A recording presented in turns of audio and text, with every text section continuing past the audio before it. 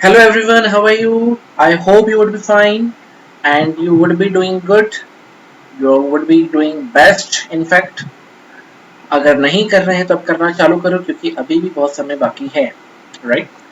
आज जो हम स्टार्ट करने वाले we are going to start with the planning process.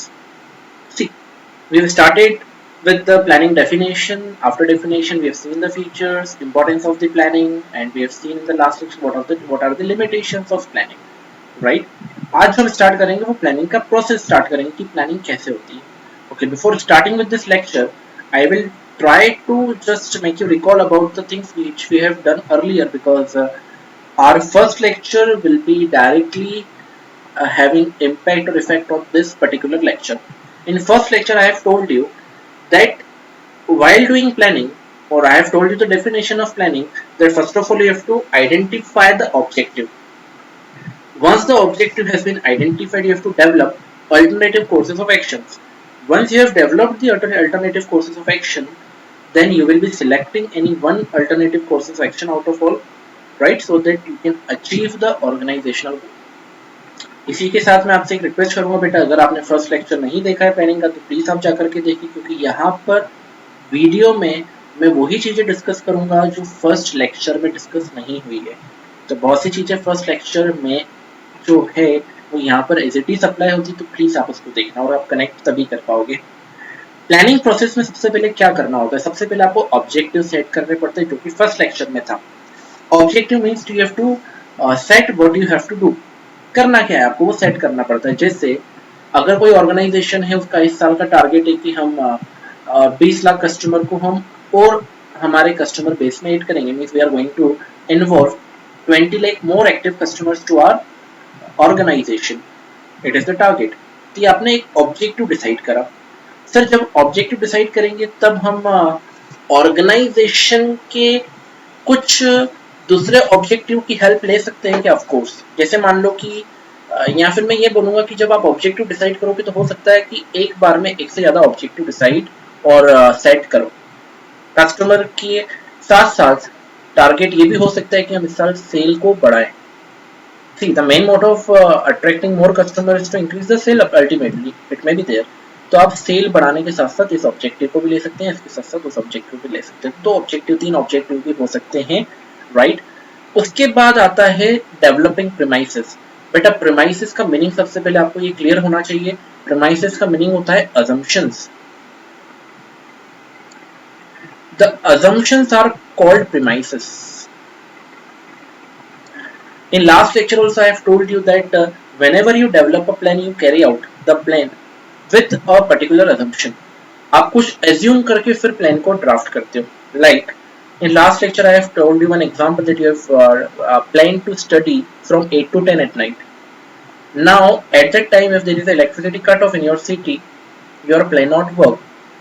तो ये जो 8 से 10 पढ़ना था उसमें आपने assume करा था कि 8 से 10 सारी चीजें जो रहेगी वो आपके फेवर में रहेगी ये assumption था आपका पर हो सकता है कई बार assumption चेंज हो सकते हैं कई बार assumption के अकॉर्डिंग चीजें नहीं चल सकती राइट तो प्लानिंग करते टाइम कुछ assumption तो आपको लेनी ही पड़ती है without assumption you can't go for planning sir assumption लेना जरूरी क्यों है बेटा लेना जरूरी नहीं है assumption के बिना प्लानिंग नहीं हो सकती है जैसे कि सपोज आपने कुछ भी आप एग्जांपल हो जब भी आप कुछ बेटा प्लान करते हो तो कुछ चीजें आप मान करके चलते हो ये चेंज नहीं होगी जैसे कि आपने अगर ये एज्यूम करा कि आप 40 या 45 इयर्स की एज के बाद कुछ नया इम्प्लीमेंट करोगे जैसे कि नया बिजनेस जैसे कि आप हो सकता है बहुत से लोग ये सोचे कि हम 45-50 के बाद रिटायर हो जाएंगे काम ही नहीं करेंगे राइट तो ये तो आप अजम्पशन ले रहे हो कि 50th ईयर तक आप जिंदा रहोगे ये अजम्पशन ही तो है यानी प्लानिंग करने के पहले अजम्पशन आ जाती है राइट अगर आपने एज्यूम करा कि मैं 12th के बाद ये वाली डिग्री में ऑप्ट करूंगा तो आप एज्यूम कर रहे हो कि वो डिग्री में ऑप्ट करने के लिए या फिर वो पर्टिकुलर फील्ड में जाने के लिए आपने जो अजम्पशन ली है वो सारी वैसे की वैसी रहेगी राइट और सबसे पहले तो आपने ये एज्यूम करा कि आप 12th अच्छे से मार्क्स से पास हो गए बहुत से बच्चे एज्यूम कर लेते हैं कि हमारे 70-80 मार्क्स आ जाएंगे तो उसके अकॉर्डिंग उनकी जो अजम्पशन रहती है अजम्पशन के बेस पर वो बोल सकते हैं कि हम इस कॉलेज में एडमिशन लेंगे वो एज्यूम कर लेते हैं कि मिनिमम इतने मार्क्स तो हमें आ जाएंगे on assumption are there whenever you are planning right so once you set the objective You develop the assumption becomes the base material upon which the planes are to be drawn. देखिए, assumptions are the base material upon which the planes are to be drawn. The base material may be in the form of forecast, existing plan or any past information about policies. The premises or assumption must be the same for all and there should be total agreement on them. इसका मतलब ये होता है बेटा कि जितने भी assumptions रहते हैं वो सबके लिए सेम होना चाहिए, सबके लिए, यानी सारे मैनेजर्स जो जो भी मीटिंग में बैठा है, जो जो प्लानिंग कर रहे हैं उनके लिए assumption सेम होना चाहिए और सारे के सारे उन assumptions पर एग्रीड होने चाहिए. मतलब कोई भी ऐसा बंदा नहीं होना चाहिए जो प्लानिंग में इन्वॉल्व है और उसके assumptions डिफरेंट हो, राइट? नहीं तो फिर प्लानिंग आपस में नहीं कर पाएंगे वो. All managers involved in planning should be familiar with and using the same assumption, right? Okay.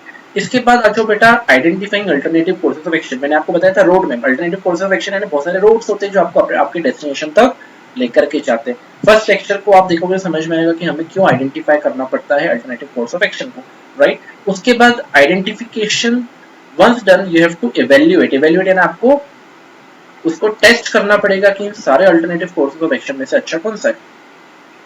Suppose आपने प्लानिंग करी, प्लानिंग में बहुत सारी चीजें आई, बहुत सारे डिसीजंस लेने पड़ रहे हैं आपको बिकॉज यू आर नोइंग कि सर हम इस काम को ऐसे भी कर सकते हैं और उस तरीके से भी कर सकते हैं. There are different ways of working.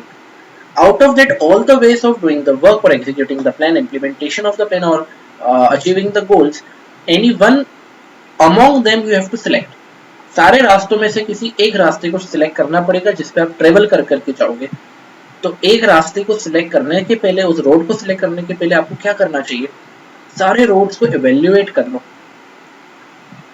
सारे के सारे अल्टरनेटिव कोर्सेज ऑफ एक्शन को इवेल्युएट करो. आप देख लो कि किससे प्लान कौन से अल्टरनेटिव कोर्सेज ऑफ एक्शन में से सिलेक्ट करने पर सारे में से कौन सा ऐसा एक्शन है, अल्टरनेटिव कोर्स ऑफ एक्शन है जो गोल को बहुत अच्छे से अचीव करवा सकता है, स्मूथली अचीव करवा सकता है और सारे जितने भी अल्टरनेटिव कोर्स ऑफ एक्शन है उनमें से अच्छा है, राइट? इससे क्या होगा सर, आप डिसीजन ले पाओगे कि इनमें से कौन से अल्टरनेटिव कोर्स ऑफ एक्शन को सिलेक्ट करना है.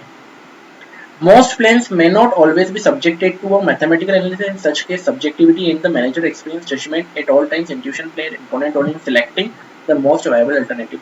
Right? मैं आपको यहाँ से ये पढ़ा देता हूँ. This is a real point of decision making. Right? मैंने आपको last to last lecture में बार-बार बोला है कि selection means what? Decision making. The best plan has to be adopted and implemented. The ideal plan, of course, would be the most feasible, profitable, and with less negative consequences. Right? Sir सारे alternative course of action में से सबसे अच्छा कौन सा होगा? जो बहुत ज्यादा फिजिबल होगा. फिजिबल मींस जिसमें प्रोबेबिलिटी अच्छी होगी, पॉसिबिलिटी होगी, प्रॉफिटेबल होगा और जिसमें कम से कम लीस्ट यानी कम से कम लीस्ट नेगेटिव कम से कम नेगेटिव कॉन्सिक्वेंसेस दिखाई देंगे. सर एक बार सिलेक्ट हो गया तो क्या होगा? आपको प्लान को इम्प्लीमेंट करना पड़ेगा. Implementation means you have to implement means you have to now just adopt the plan. Now you have to just focus upon the plan और आपको उस plan को चालू करना है, right? Action में लेकर के आना है, right? So implementation means doing what is required. Okay? Action में लेकर के आएंगे. The step is concerned with putting the plan into the action. और सर एक्शन में आ गया, प्लान इंप्लीमेंट कर दिया. Last is follow up action. Follow up action means अब आपको देखना है बेटा कि क्या सारी चीजें जैसी थी वैसे वर्क कर रही है, जो आपने सोचा था वैसा काम कर भी रहा है. आप धीरे धीरे फॉलो अप लोगे. फॉलो अप यानी आप देखते रहोगे, सुपरवाइज करोगे, ऑब्जर्व करोगे कि क्या प्लान इम्प्लीमेंट होने के बाद काम कर रहा है, जैसा सोचा था वैसा हो रहा है या नहीं, राइट? ऑब्जर्वेशन में आप रखोगे, राइट?